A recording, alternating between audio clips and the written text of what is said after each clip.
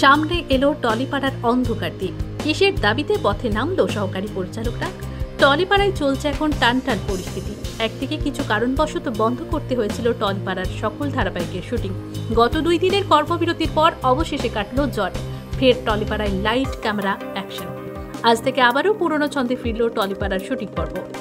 অন্যদিকে নতুন করে অন্ধকার আরেক দিকে নেমে এসেছে টলিপাড়ায়।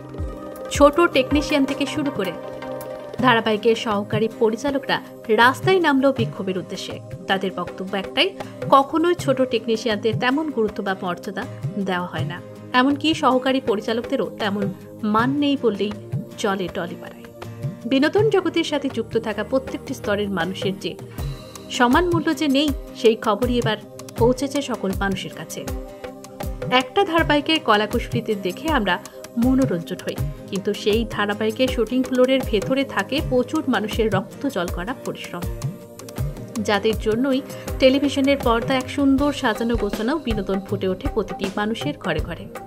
যারা অভিনয়ের মাধ্যমে আমাদের দিনটিকে রঙিন করে তোলে, তাদেরই আমরা সম্মান মর্যাদা দিলেও ক্যামেরার পেছনে থাকা অনেক মানুষেরই পরিশ্রম আমরা দেখতে পাই না, এমনকি তাদের সম্মান মর্যাদা দেওয়া হয় না বলে দাবি সহকারী পরিচালকদের। তাই টলিপাড়া জুড়ে এখন বিক্ষোভের রব। সকল টেকনিশিয়ান থেকে শুরু করে ছোট পরিচালকরা রাস্তায় নেমেছে কিছু দাবির উদ্দেশ্যে।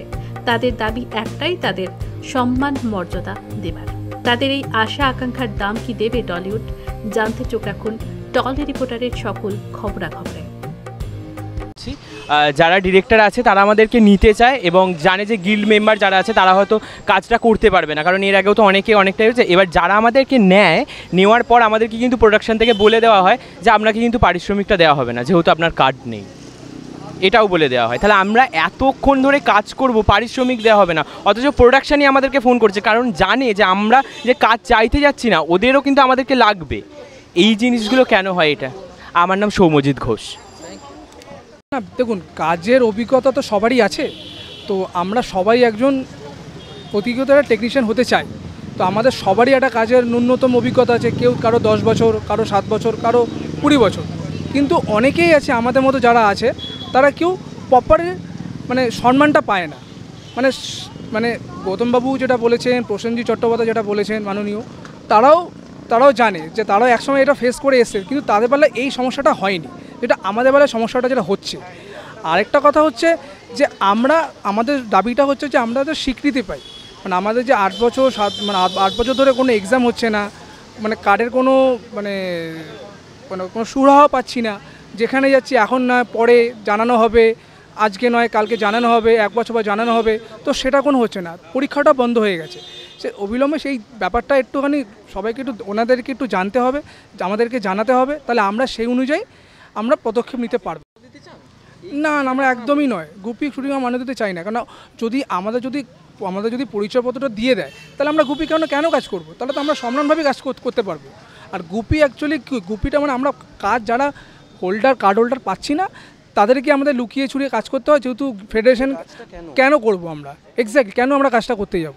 তো যে ক্ষেত্রে আমরা কাজটা আমরা লুকিয়ে চুরিয়ে করতে হয়, ওই জন্য অনেকেই সেটা বলে গুপি, কিন্তু বেসিক্যালি গুপিটা কথাটা ঠিক নয়। গুপিটা মনে হচ্ছে শুটিং। আমার নাম সুদীপ্ত রায়। ব্যাপার হচ্ছে, আমি দীর্ঘ 2010 থেকে কাজ করছি।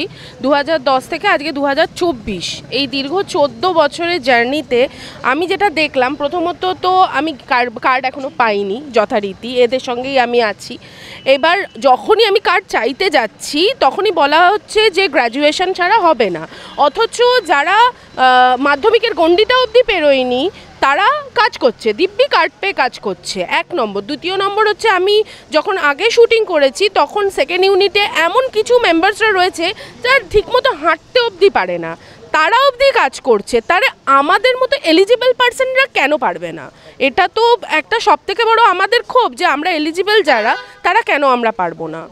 মহুয়া দাস। আর সবথেকে বড় আমাদের প্রধান দাবিটাই হচ্ছে গিয়ে আমরা সুষ্ঠুভাবে যাতে কাজ করি, প্রত্যেকটা ফেডারেশন হোক, প্রত্যেকটা গিল্ড হোক, প্রত্যেকটা ফোরাম হোক, যে কটা ডিপার্টমেন্ট আছে, যে কটা কেন্দ্র করে আমাদের এই সিনেমা ইন্ডাস্ট্রি চলে, সেই সমস্ত অভিভাবকদেরকে আমাদের রিকোয়েস্ট যে আমরা সুষ্ঠুভাবে এবং সব প্রপার পারিশ্রমিকভাবে কাজ করতে পারি। তো এই রকম একটা ব্যবস্থাপনার প্রয়োজন। আমরা প্রত্যেকের বা আমাদের প্রত্যেকের একটাই দাবি। আমরা থ্যাংক চাই ইউ। যে আমার নাম বাপন, বাপন রায়। যেটা দাবি সেটা হচ্ছে আমরা জানি যে 26টা গিল্ড আছে আমাদের বাংলা ফিল্ম ইন্ডাস্ট্রিতে, এবং এই গিল্ডের বাইরেও আমাদের এরকম অনেক টেকনিশিয়ানসরা আছে যারা কাজ করে চলেছে। তাদের মধ্যে আমরা এই যে এতজন জড়ো হয়েছি, আমাদের সংখ্যাটা কিন্তু এত কম নয়, আরও অনেকে আছে। অনেকেই হয়তো আজকে কাজে চলে গেছে, অনেকে আজকে এসেছে, যারা আসতে পেরেছে, যারা কাজ করছে না। আমাদের যেটা মূল বক্তব্য, আমাদের কাজে বাধা দেওয়া হয়, আমাদের কোনো ফ্রিডম নেই। আমরা ফ্রিলি যদি চাই কোথাও কাজ করতে, আমাদের বলা হয় যে তোমাদের গিল্ডের কার্ড আছে তো তুমি কাজ করতে পারবে, আদারওয়াইজ তুমি পারবে না। এমন অনেক ডিরেক্টরসরা আছে যারা আমাদের নিয়ে কাজ করতে চায়, সেক্ষেত্রেও আমাদের বাধা সৃষ্টি হয় যে তোমার গিল্ডের কার্ড নেই, আমি যদি তোমাকে নিই ফেডারেশন আমাকে আটকে দেবে। তো আমাদের দাবি একটাই, নয় আমাদের মান্যতা দিন, না হলে আমাদের কার্ড দিন। এবং কার্ড দেওয়ার ব্যবস্থা যেটা আছে আমাদের, এই যে পরীক্ষা, সেই পরীক্ষাটা 2018 সালে শেষবার হয়েছিল এবং তারপরে আর হয়নি। এবং ভিতরে ভিতরে অনেকেই কার্ড দেওয়া হয়, সেটা আমরা জানতেও পারি না। তো এই ব্যবস্থাপনাটা চেঞ্জ হওয়া উচিত। এবং আমরা যেটা জানতে পেরেছি কালকে মিটিংয়ের পরে, যে ফোরামের কিছু নিয়ম পাল্টানো হচ্ছে, ফোরাম বললাম, ফেডারেশনের কিছু নিয়ম পাল্টানো হচ্ছে। তো এই ফেডারেশনের নিয়মের আওতায় কি আমরা এই নন গিল্ড মেম্বাররা পড়ছি? আমার তো মনে হয় না আমাদের নিয়ে কেউ ভাবে। তখন এই যে প্রশিক্ষিত যে ছেলেপুলেগুলো আছে, এরা কি আদৌ কাজ পাবে? এদের যোগ্যতাটা কি আদৌ নির্ধারণ করা হবে? এবং সেই যোগ্যতা নির্ধারণের জন্য আমি মানলাম যদি পরীক্ষাও নেওয়া হয়, সেটা তো ওপেন টু অল হবে। সেই জায়গাতে দাঁড়িয়ে কোথাও তো এই লোকগুলোকে তো কাটিয়ে দেওয়ারও একটা ব্যাপার থাকতে পারে। কারণ যেহেতু এই ছেলেমেয়েগুলো ক্যামেরার সামনে এসে কথা বলছে, এরা মার্কড হয়ে যাচ্ছে, এরা নজরে পড়ে যাচ্ছে। কিন্তু এরা কেউ সেলিব্রিটি হতে আসেনি, বিশ্বাস করুন। কেউ নিজেদের ফলোয়ার্স বাড়াতে আসেনি, যেটা আজকে ইউটিউবের জগতে প্রত্যেকে করছে। কিন্তু এরা কিন্তু ভালোবেসে সিনেমাটা বানাতে আসছে এবং এদেরকে দরকার। আপনারা কেউ অস্বীকার করতে পারবেন না যে আমাদের দরকার নেই।